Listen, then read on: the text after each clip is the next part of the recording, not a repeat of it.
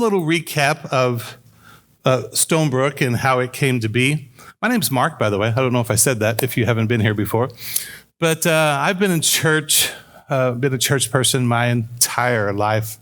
From the time I was born, I'm pretty sure. I probably had to set up chairs the first week I went to Sunday. But we actually didn't have chairs. We had pews. Did you grow up in church with pews? Yeah. Aren't pews fun? Our church also leaked, so certain pews on certain days, if it was raining, you couldn't sit there.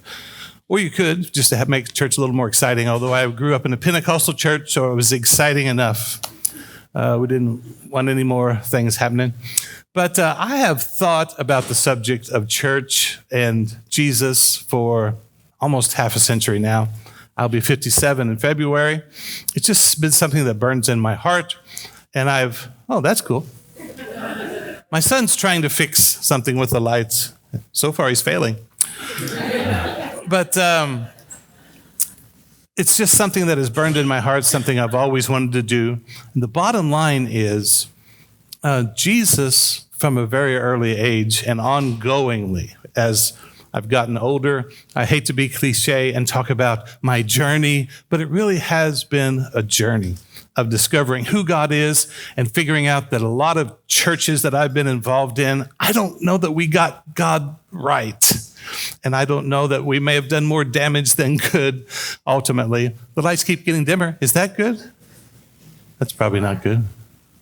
Did you want the lights dimmer? Can they see my face? You can see my face all right? Ooh. Now I can't see you. But I don't know if I like that. Does it fix the problem that we were talking about, Caleb? When you're doing this? Okay. That's all that matters, really. No, not that. I'm sorry. Could you all just take out your phones, put your flashlights on, and turn in my direction? That might be really cool. But anyway, I've been involved in church my entire life in various areas, and I've always thought that there was a better way, and that I just really, really, really wanted people to know Jesus and to be on this journey with me. I wanted to help them. I don't know that people say, well, is that what you were called to do? I don't know. Andy Stanley helped me with this. One day he was riding with his father, who is a world-renowned pastor, and he said to his dad, do you have to be called to be in the ministry, or can you just volunteer? And his dad thought a bit and said, I guess you can just volunteer. And he said, okay, that's what I want to do. I want to volunteer. And that's me. I just really have been changed by who Jesus is and who Jesus reveals God to be. And I want other people to experience that. So the way that I always thought that you had to do it, you have to start a church somehow, because that's how you get people to know who Jesus is. So I thought about it for years and years. I've always been in some type of ministry, sometimes full-time plus working other things. Always been full-time, very full-time. So in 2012, actually started in 2011, we decided to start what we called a church for people that don't like church, because my big deal is not only nationwide, but in Pulaski County. So let's focus on Pulaski County. There are at least 120 churches right now. Like 118 and a half of them are Baptist churches. I mean, there's just nothing wrong with that. Thank God for all the Baptist churches. But if you are a church person and you like church the way that church has always been, then there's plenty of places for you to hang out, and there's really not a need for just another church. And as I began to meet with some people about starting a church, what I said to them was, one of the worst things that could happen to us, because I knew this would happen to us, is that we simply become a big church. And that's indeed what did happen. And in 2012, we started in my living room, and those of you that have been here know these stories, but if you haven't, I just want to catch you up to speed. We started in my living room, 52 people showed up. The next week, we went over to the high school, and by September, there were 650 people. And we started in January, by the way. We started in January of 2012. By September, we were in a bar in St. Roberts, some of my favorite times of my life, and the most exhausting thing I've ever done. Yeah. John's story? You remember? Oh. But anyway, it was so much fun. And a lot of people, lots and lots of people who would not go to church anywhere else came to church. And that's really all I ever cared about. And the thing that happens over time, and we went from place to place and eventually built this building, which was so exhausting. We built this 90% at least with volunteers. And so many wonderful, wonderful things happened. And, a lot of people came. But what happens so often, and I knew this would happen, I talked about it all the time. I got the term from Andy Stanley, gravitational pull. That there's a gravitational pull in every organization, but in churches especially. And there are several pulls away from grace toward law, away from simplicity toward complexity. There's several gravitational pulls, but one of the biggest that always concerned me is if we do church the way that I thought it ought to be done, Christians are going to like it. Now, have you ever moved somebody? If you ever own a pickup truck, you've had to help friends move. It's one of the bad things about buying a truck. I always ask people if I think they're going to be moving, when are you going to move? Well, whatever day. Oh, I'm busy that weekend. So if you ever need help moving, I am indeed busy that weekend. But if you ever help people move, and maybe they have children, say me and Eric, we're going to move this couch, and you pick up the couch and you start moving it, and maybe they have a 5-year-old child. What would the 5-year-old child do? Run and jump on the couch. Well, that's not helpful at all. Now, it's fun for the 5-year-old child, but it's not helpful to get the mission accomplished. And it's kind of what happens with certain churches, and I believe it happened with Stonebrooke, that when we started Stonebrooke for the sole intention of creating a church where people that don't like church, or people that won't go to church, or people that maybe need to hear. Let's see, I don't even know how to say this. I don't want to say it arrogantly. In so many churches, including ones that I've been a part of, I just didn't believe that God was being represented well.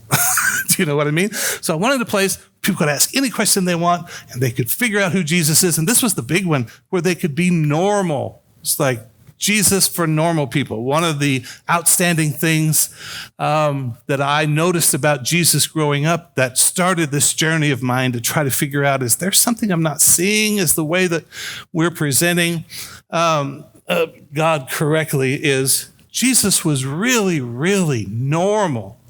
Now, he walked on water and healed people. I mean, that's not really normal. But just as a human being, as an everyday guy, he wasn't weird. And he just loved people, no matter who they were. They didn't have to believe like he believed. They didn't have to act like he acted, dress like he dressed, eat what he ate. He just went wherever they were, and he hung out with them. And I say this all the time, people that were nothing at all like Jesus liked Jesus, and Jesus liked people that were nothing at all like him. And those two phrases don't match church today. And I really wanted that to change. That's all I wanted, was a place for those people, that niche of people who simply are not going to listen to traditional church. I wanted a place where they could get their questions answered and experience the normalness, the simplicity of being a Jesus follower. Well, the trouble is, as you start to move that couch, Christians really like it. We did things and Christians enjoyed it, so they jumped on the couch, and it's exciting for them. But most people don't like to move couches. It's hard.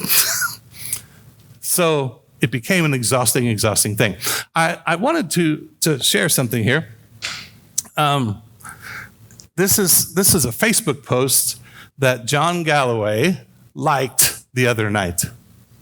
And it brought it back up. It's from 6 years ago, something I posted on Stonebrooke.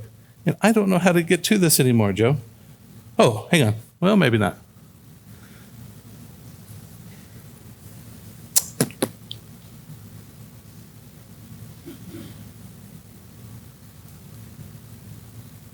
It goes away. Should I go in the settings and make it where it doesn't go away? Would that be helpful? Mm-hmm. Talk among yourselves, guys. As I always say, smoke them if you got them. Here, fix that, Joe.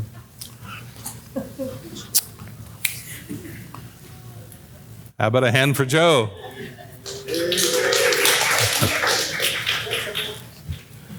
Joe knows how to do all kinds of stuff.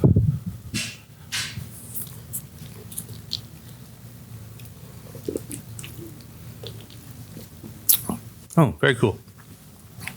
By the way, this idea of Stonebrooke, I worked at a church here actually locally And in 2007, I left there after being there for 18 long, hard years.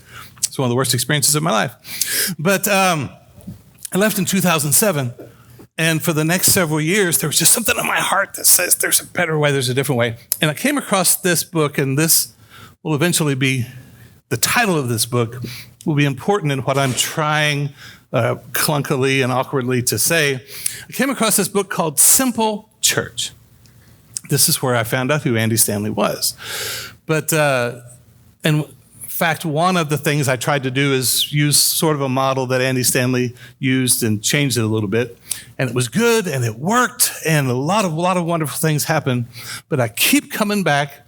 And by the way, and this will be, like I said, awkward, and my ADHD will show here today. But one thing that happened, reason we haven't met in a few months, is we decided in June we were going to take, the religious term is sabbatical. It's just a hiatus. It's a vacation, is what it is. I don't know why we have to come up from different words when we're in church, but it's a sabbatical. And there's various reasons. One thing, the last couple of years, life sort of punched us in the throat. And, me and my family do a lot of the things here. Other people certainly do, but in the last, from a period of time in, I guess it would have started in August of 2020 through March of 22, my son and daughter-in-law buried 2 babies. And one of them was born with a horrible genetic disease, born dead. And then another was born a little bit less than a year later and lived for 6 months. And after 3 months, they discovered he had a horrible genetic disease that was totally unrelated to the first child. That initially they said, and I'm not sure exactly of this, I've researched a little more, that only 8 human beings in the history of the world had ever had this disease. So, and, we watched him slowly pass away. And then we tried to continue on doing things, but over the past several months, I've watched as my son over and over has to scrape himself up off the floor.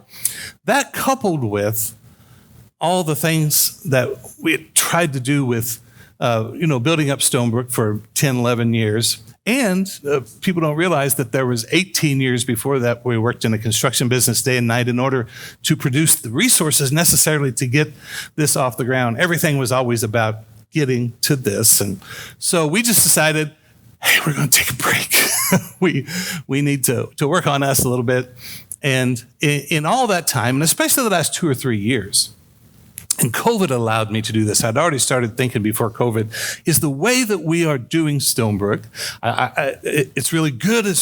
Things really good have happened.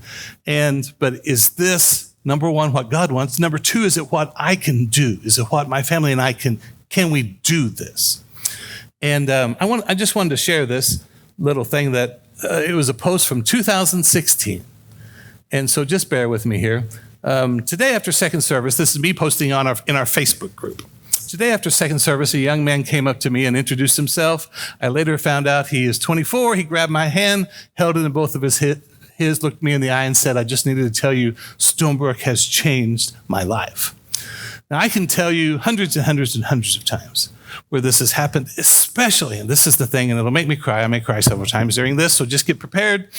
Especially people that have been far, far, far from God or didn't even believe in God and had been harmed by people who said they believed in God, and they just were tired of the whole thing, and they gave God one more chance, and they were just changed. He goes on to say, he had walked away from church and God at 14 and been involved in some bad stuff, drugs and alcohol, etc. But this past November, his wife got him to try our church, and he saw Jesus for who he really was. It took him weeks, he said, to work up the courage to talk to me, but he wanted me to know he was a changed man. Yay, that's what we are indeed after.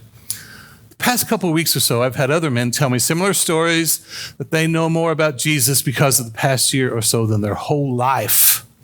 I had a guy the other day, and I'm going somewhere with this.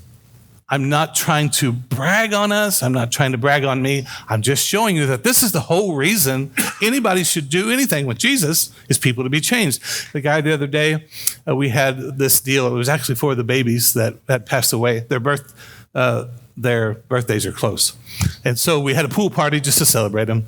And I think it was part of maybe a healing process for my son and daughter-in-law and us, frankly. It's just the worst thing, I hope you never have to experience, the worst thing than losing 2 grandbabies is watching your child deal with that loss, and you just there and you can't do anything. It's horrible, horrible, horrible. And I'm sure in the future I'll talk more about this. There's some of the story I need to share, but anyway, there was a guy there that had been to Stonebrooke and helped a lot at Stonebrooke, and he just, this part is what made me cry. And this may sound so weird to you. He said, I want you to know that you have revolutionized my theology. Some of you are thinking, what a boring person you are. that this is like, wow, that's I bet you say that to all the girls. This is like the nicest thing. This is the most amazing thing anyone could ever say to me. You've revolutionized my theology. He mainly went on to share about how he saw Jesus so much differently. And this was what I was so excited about. And he was able to share with different people at his work that had questions about Jesus. And they were able to see, wow, I didn't know that's what Jesus was like. I always thought he was fill in the blank. And so I was like, wow, that's really all I ever wanted to happen. And so some of these, and I'm going somewhere with this, so stick with me, their whole life that they probably wouldn't be alive if Stonebrooke hadn't been there, and the way they view God and treat their families has been, I like that second part. I didn't notice that.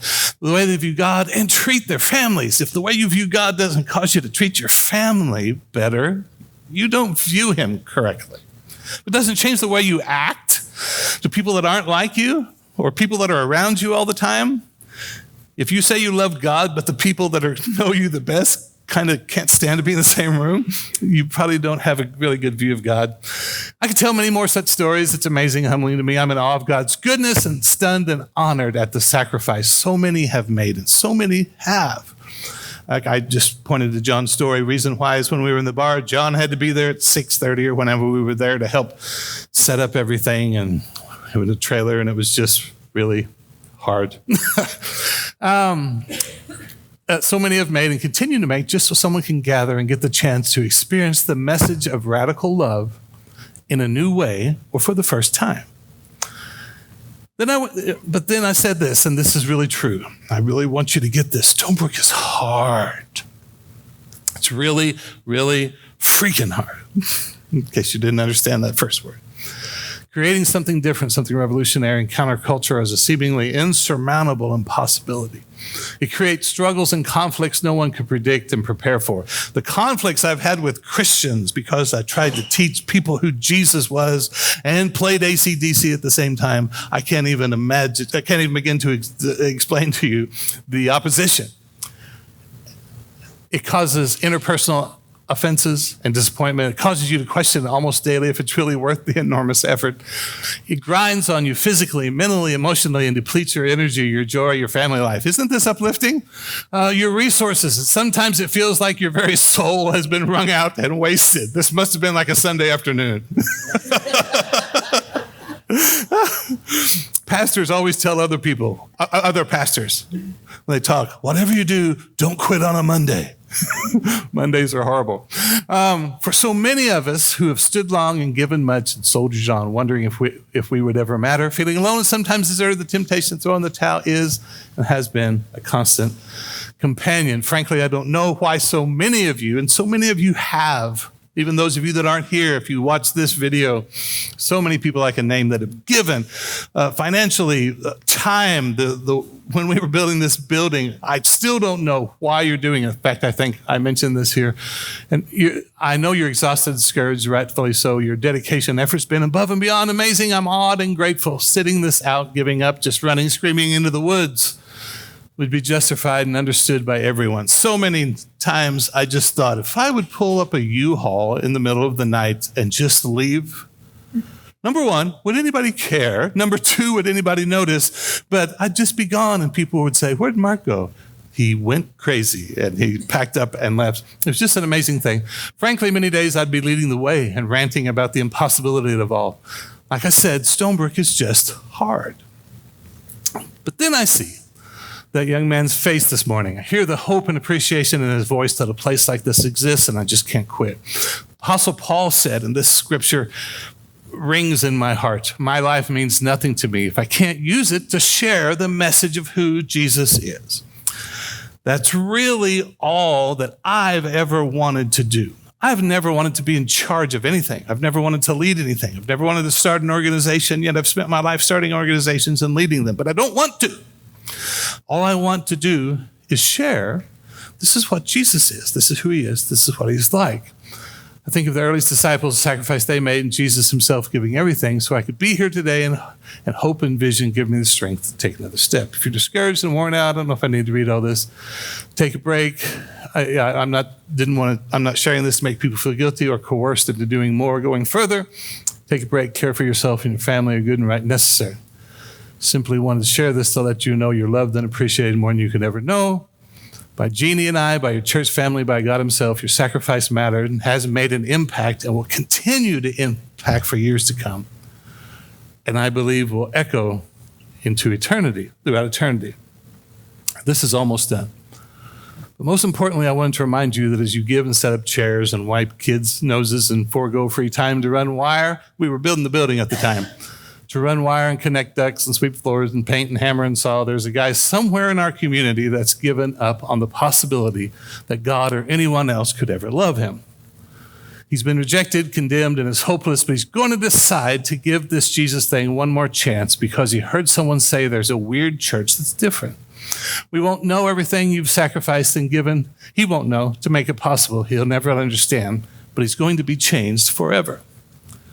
And it's all because you cared, you gave, you worked and made a place he could meet God. Just thought you should know. I wanted to say thanks. So I do want to say to everyone that's ever done that, thank you so much. What we have done for the past 10-ish years, I believe has made an impact in this community and for eternity and has changed people's life. I still get messages from people that have moved all over the world, and they will say, thank you so much. We've moved away, and now we realize that really was different. And it really changed us, and I'm still sort of living on what I experienced there. Now, I want to share one more thing here that someone sent to me, and I'll have to watch my clock here. This was something that was sent to me just about 3 weeks ago from a person that is involved with Stonebrooke, but would not at all call themselves a Christian. This, by the way, is one of my favorite things about Stonebrooke. Is Jesus was surrounded by people who would not at all call themselves a Christian. In fact, the Christians never called themselves Christians. It's other people that called them that. I wish we as Jesus followers would get that. Doesn't matter what you call yourself. What's your boss and coworker and wife say about you? Depends on what day in my house, what she might say about me. But this person would not at all call themselves a Jesus follower, but this person sent me this, and I realized, and it sort of snapped me back to reality, that this is all I ever wanted. Like I said, the worst thing that could ever happen to us at the beginning when I met with the small group of people in my living room, talked about doing Stonebrooke, the worst thing that could happen is we just become another big church. Because unfortunately, I've been in church so long, and I sort of know how to make an organization work, and I know what Christians want. There are certain things you do. There are certain things that you can preach about, and there are certain ways that you can do it, and you can get excited, and they will come and they'll show up because they think that there's something in it for them, and God is going to change their life today. And you can talk a certain way, and people will show up. And you can organize things a certain way, and we did a little bit about that, and there's nothing necessarily wrong with it, and I'm not making fun of that, but there's certain things that we did at Stonebrooke because I wanted to attract outsiders, and it was really hard. And it took so much time and effort and energy and money and resources, and it was fun and it was good, but there ended up being a lot of Christians on the couch as we were trying to move it. And you lose sometimes, why did we start this again? Yeah, 2,000 people showed up to this event, but is that what we started to do at the beginning? And so this person just sent me this, and I have multiple friends who would consider themselves atheists, and I love atheists. It's my favorite group of people to talk to because other people won't talk to them and don't know how to talk to them. They're trying to beat something into them, shove it down their throat so they don't go to hell or whatever. And those are my people. Those are the people I want to reach. And this person just sent me this. I just want you to know that and this isn't about me. I just want to show you, I'm going somewhere with this, is you make me want to explore the possibility of Jesus. And I love the way this person put this, because that's really all that we are called to do, is help people explore the possibilities of Jesus. That should be on a t-shirt somewhere. Is not, you have to believe this, and you have to believe it a certain way, and you have to believe it now because you may die in a car wreck tonight. No, that's not exploring. I don't know what that is. It's BS is what it is. By the way, let me share something with you. We've always been about families here, and we've done a lot to have areas for kids. And going forward with what I was sort of sharing, how more Stonebrooke will be in the future, I've always from the beginning wanted there just to be an authenticity. I want real life issues to be discussed with just openness and vulnerability, and to just be real. Now, toward that, when we meet in rooms like this is a place for adults. Now, you can bring your child if you want, but we're going to talk about real life adult issues, and we may at times get down and dirty. And so if there's certain things you don't want, don't email me or come to me, well, I can't believe you said this like this, because eventually BS may not be spelled out that exact way. There are some things that are just BS doesn't express it as good as the real word does. Wait, can you hear that? That's my mother rolling over in her grave. But if we have areas for kids, so just warning you up front. But anyway, explore the possibilities of Jesus through your love for other humans and your passion for your belief in him. I just love the way this person expressed it. Since coming into contact with you and your word, it's not just me. My soul stirs when I listen to Christian-based music. My nose tingles. So what effect do you have on people? Make their nose tingle. I don't know if that's good or bad. My nose tingles like those tingles you get that give way to tears. I do know that. When the lyrics hit my heart in such a way that makes me believe that I'm loved unconditionally by a higher power, loved by someone that loves me when I can't love myself. And then she went on to say, I just thought you ought to know. And it hit me really hard, and I've been thinking about this for 2 or 3 years. Is if you've never been to Stonebrooke, you don't know sometimes everything we've ever done is like an event. One of my board members, Paul Smith, Paul? He said multiple times, seems like we do an awful lot of logistics at our church. And boy, we do. The things that we had to do to pull off some of the events, and they were really cool. But again, it's moving couches, and there weren't enough people to move couches, and lots of people that wanted to ride them. And so, I've really been thinking that through. And when this person sent this to me, it really hit me that that's all I've ever wanted. And is all the extraneous stuff that we do. And if you're not careful, there's a gravitational pull, like I said at the beginning. When there's 650 people show up, like to the first time we ever met publicly, 650 show up. And then like that next Easter, you hit 700. And then a few Easters later, you hit 900. And like right before COVID hit, we worked so hard to finish our balcony just in time for COVID to shut us down for Easter in 2020.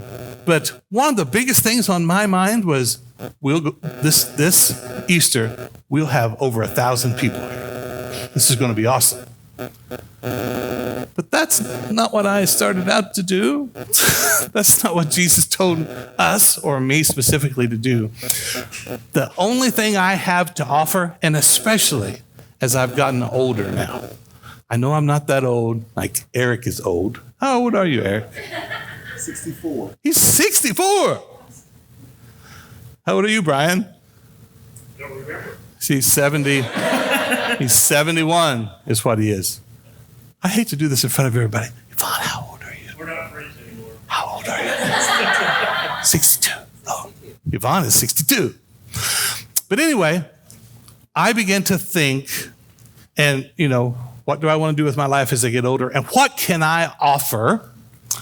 Number one, the world. Because my number one thing, here's two things I want, and this reminded me of what it is. Two things I want is I want outsiders. And by outsiders, I mean people that they think God is not real, and they know for sure because they've met all kinds of Christians, and they have been told so many erroneous, wrong things about God. Those are the people that I want to talk to. Outsiders, and then Christians, Jesus people, who are really interested in knowing him more. They're not just after, we go to church on Sunday because that's what we do. I want to take my kids to church. We're going to get dressed up and go to church. We hear a nice sermon. We hear some beautiful songs. We sing, and then we go home. And that's sort of, that's what we want in our life. We want to have a social kind of church experience. Again, that's awesome. I don't care if you do that. That's wonderful. There's 120-ish churches in Pulaski County to do that. I don't want to do that. But what I do want is Christians that say, I think there's something else about God that I'm missing in my church experience, and I really want to know him. I want to know everything about him. I want to be challenged. I want to be revolutionized. I want to hear some possibilities that I can consider. I want to go home with more questions than when I had. Because being in a Jesus service, when Jesus was on the earth, if you didn't have questions, he would bring up enough questions for you that you would leave saying, I really like him. I have no idea what he's talking about. And that's kind of what I'm after. But in that process, we need to have Brian, as old as he is, he needs to share this before, the change that has happened in his life with understanding. He's been revolutionized by an understanding of who Jesus is that's so different from churches he's been in. I'm not putting those churches down, but there's just another way to know and understand Jesus, and that's what I'm after, and this is the only way I know to put it. That's all I want. Simple church. A place where people can explore Jesus, get to know him, and maybe fall in love with him. That's all I'm after. And then I put this: believers, atheists, agnostics, seekers, to be in a place where there's no pressure and they can just understand who Jesus is. Now, toward that end, from here forward, this is what I have to offer. This is all I can do. I can't do the major productions and the events that maybe those of you that have been to Stonebrooke would be a little more accustomed to, where you come to church on Sunday and there's games and we'll always have a band, and we'll probably meet back over there. This will be a little small. I didn't know how many people would show up. Frankly, I was hoping not many would. Why are you people here? No, I'm just kidding. A little. But I wanted a more intimate setting, and this is good. But I think we may have to. I also don't want to tear down the things it takes in this building to get it ready for Sunday are a big thing, and it just warn people out with it. And I think we've come up with a way just to scoot the walls that are made there for daycare. I don't know what's going to happen going forward with daycare. Someone else does the daycare, and we'll see how that works in the future. But anyway, I think next time we'll meet over there where the kids can have here. But Stonebrooke is going to be simple. We're going to, on the weeks that we have a band playing, we'll sing a few songs, and then I'm going to share some things I know about Jesus. And I'm hoping you'll ask questions about Jesus, and we will continue on this journey. I'm so arrogant. I thought a few years ago, I think I'm done with this Jesus journey. It's been so exhausting because the things I used to believe about God like 15 years ago, and I've just been turned upside down, inside out by, Jesus doesn't think that. Okay. And I thought, wow, that was good. But I'm just beginning to see that there's so much more of who God is. There's so much more about how he wants us to live and interact with each other and change the world. Yes, with meetings like this, but more with meeting like this and having those people go revolutionize their families and their friends. And this world needs so much changing, but even more, it needs so much loving. And it needs so much understanding that God's not at all like you think he is. So Stonebrooke's going to be much simpler going forward. We will occasionally meet with the band, but I'm just going to share who Jesus is, 35, 45 minutes, and then we'll go home. And then about every other week or so, like we won't meet next Sunday, but the Sunday after next, we have what we call Jesus Talk. Someone actually left a review on Google recently that said, I showed up and it seemed like just a Bible study, which should be done at some other time, and there wasn't any. But who said?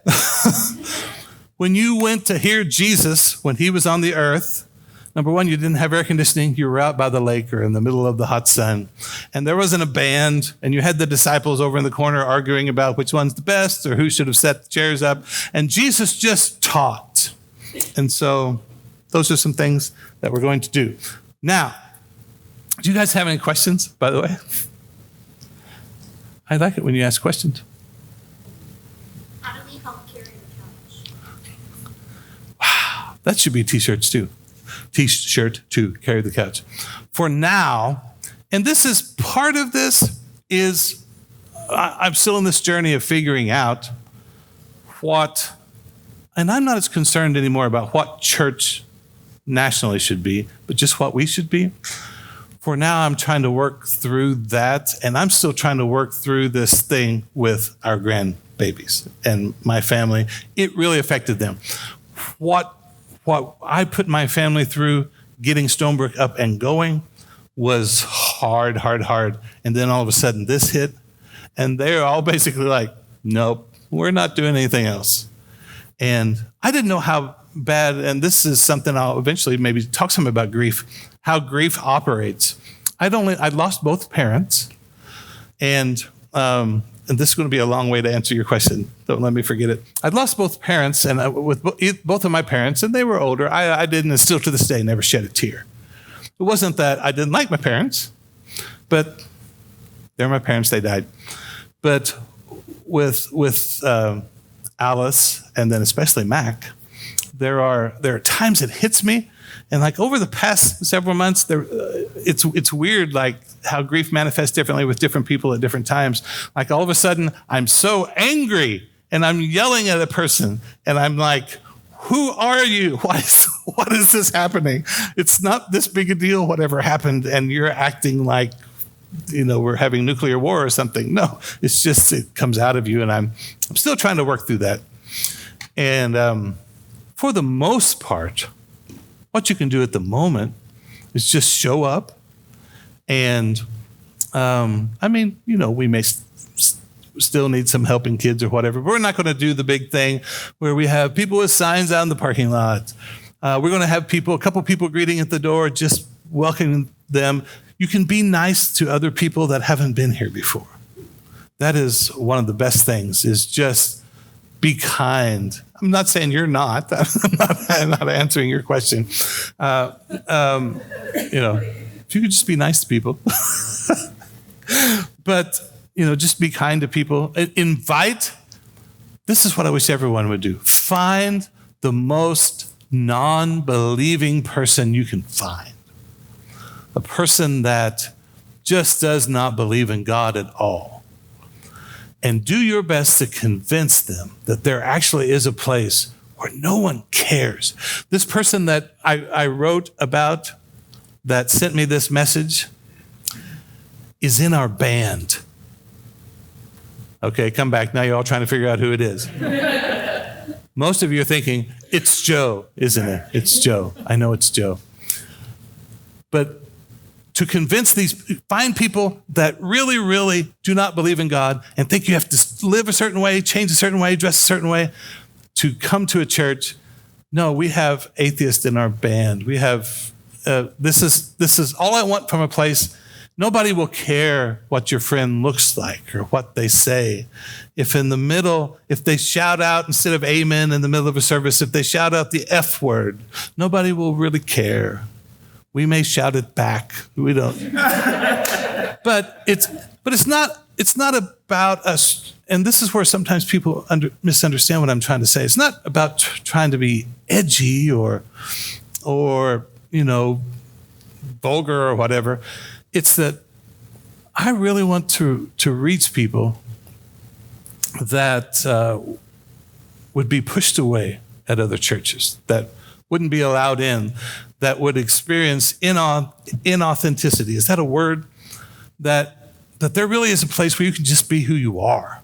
You can be normal when you're here. You don't have to put on a facade. But that's, if you say, what can I do? Find people like that and say, and our videos will be on more, and I'm going to do more. I've been saying this for a long time. I tried a couple times to do some podcast type videos, and Joe is so good with it. And we are going to do more. But during this time of this hiatus time, I tried it a couple times and I couldn't do it anymore. I just needed some time to not think about it. But we will do more of that. Share when we put some videos of me talking or someone else talking in the podcast, share those with your friends. Because all I really want is for people to get Jesus. That didn't help. It was a really long answer, not to help you at all. But that's what I'd like you to do. For now, just show up. Like not next Sunday, the Sunday after that, Jesus talk. It's just teaching. Okay.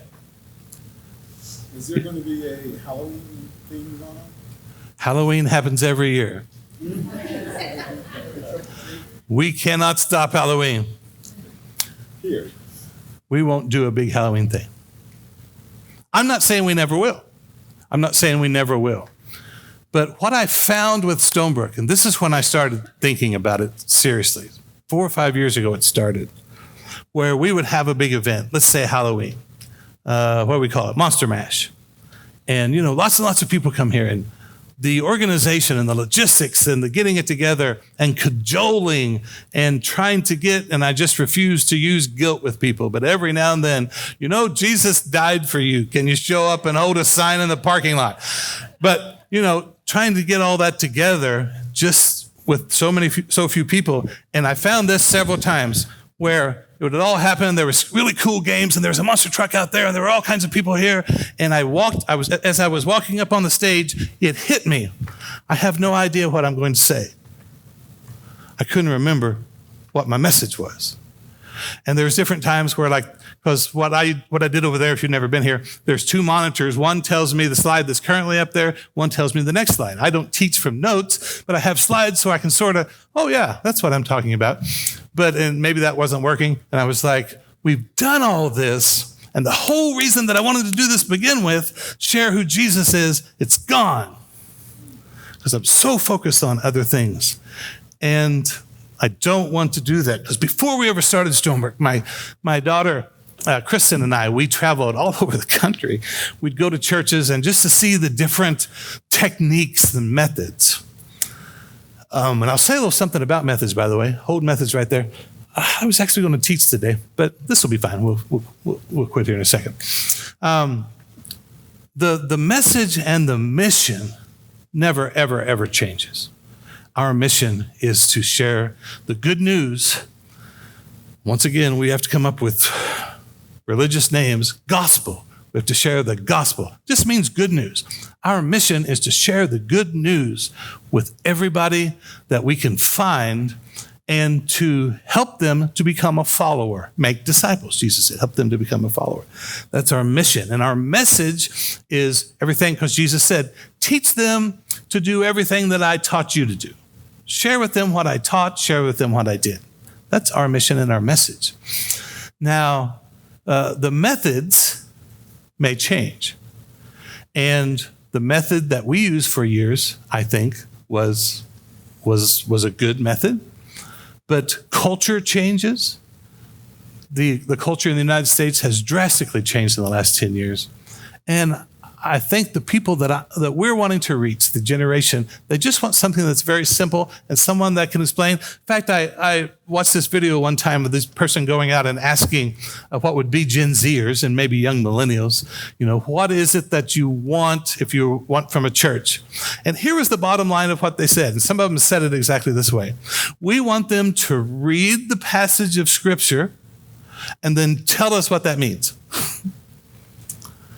And I'm not sure they're real interested, and they're not in the production that Stonebrooke was. Stonebrooke was a production.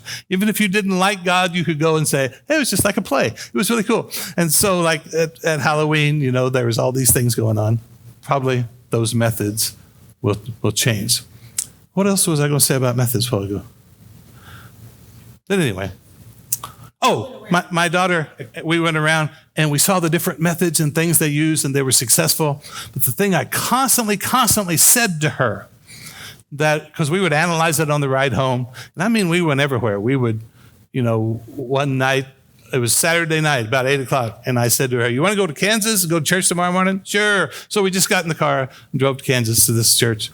And it was really good church, really great. But the thing I said after every single one we went to is, it was really good. I liked the way their greeters did. They made us feel welcomed, and their band was pretty cool, and, it didn't last too long.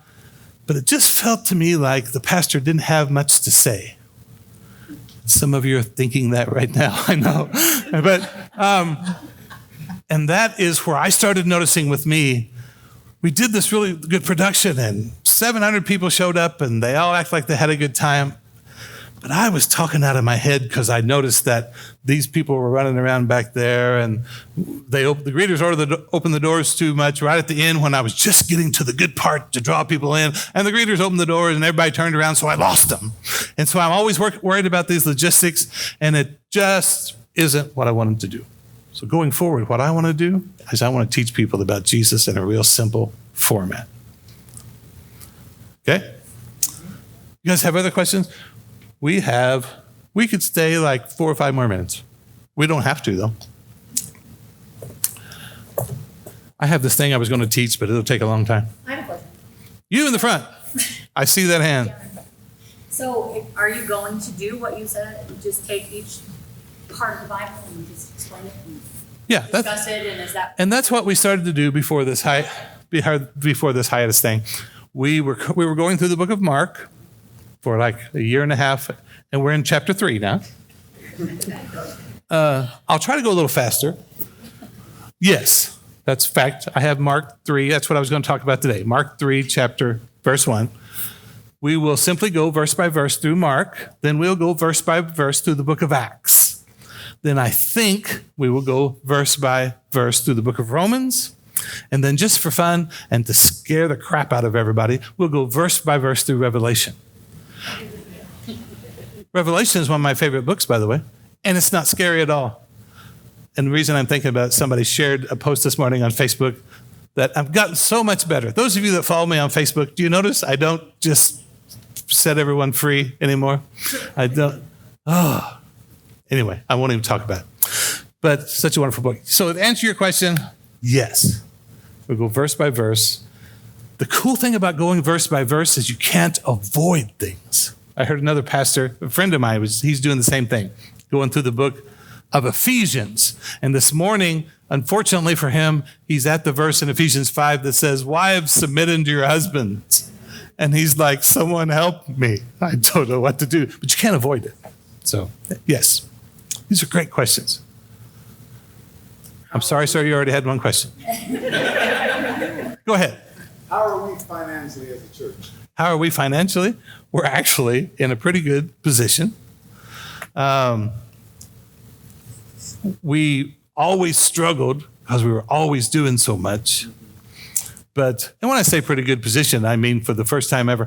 What has happened, and I don't know going forward what will happen with this, is, again, for about 5 years, my wife ran the daycare here. The daycare was a huge part of supporting Stonebrooke, because when you're trying to reach people who are far from God, they don't come in and give you big wads of cash. And you look around this building and you're like, somebody's supporting them. Nope, they're not. There's another church here in town that I think they're doing some cool things that actually makes me feel good about not doing some things. But they're supported by a huge church that has a national thing. But the daycare, my wife did it. She said, I'll do it for 6 months, get it up and running. 5 years later, she's about to die. So someone else is doing the daycare. And at the moment, they pay a big part of what goes toward the building. And so that helps us a lot. I don't know if that answered your question or not. Monthly meetups. And I'll have I have an idea of it right now. It will basically be every other week, but not always that way. October 2nd, we will have what I call Jesus Talk, which is just teaching, and it's more in depth. It's my favorite thing to do. The people that know me well, we did Jesus Talk a few times, and the first time we did it, I think it was the first time, my daughter said, wow, you act like you were having fun. You don't act like you have fun at other times. See, she knows me. And yeah, I love Jesus Talk. You know why? I just like to talk about Jesus. That's all I ever wanted to do. I don't want to be in charge. I don't want to have an organization. Yet here we are. But to answer your question, October 2nd, Jesus Talk. October 16th, probably band and stuff. October 30th, probably band and stuff. But it won't be as Stonebrooke as Stonebrooke. November 14th, I think, is the Sunday. No, that's not right. Yeah, it is. Veterans Day is a Thursday, 12, 13, 14. November 14th will probably be Jesus Talk again. And we'll put that on Facebook. If you want to know what we're doing, follow us on Facebook. Get in the Facebook group. Follow us on Instagram and TikTok. We're on TikTok some now, too. And I hope to spend more energy. Like I said, this whole Malcolm Mac, we call him. It's affected me more than I thought. I thought during this hiatus I would be able to spend more time making some videos, content, as the influencers call it. And I will do more of that to where, you can come here physically or you can hear things all during the week. Other question?